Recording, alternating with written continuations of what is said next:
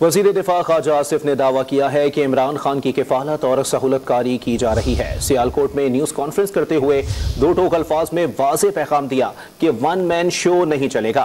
Parliament जो भी फैसला करेगी उसे सबको कबूल करना पड़ेगा।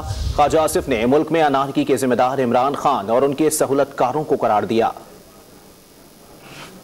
अदालत में मुल्ज़म पेश हो रहा है, मुल्ज़म इमरान खान हो या मैं हूं या कोई और कोई जेब कतरा हो या कोई भी हो, आप उसको खुशामदेद कहें। अदालत उज़्मा का चीफ जस्टिस के कि आपको देख के बड़ी खुशी हुई, उठ के जफा ही मार लो उस अदालत से। आप किस तरह उस जज से आप किस तरह इंसाफ की तवक्को रख सकते हैं जब वो मुल्ज़िम को कह रहा है विश यू गुड लक। अगर अदलिया ने यह इरादा कर लिया है कि वो सिर्फ एक क्या कहते हैं वन मैन शो या वन इंस्टीट्यूशन शो है, तो ये नहीं है।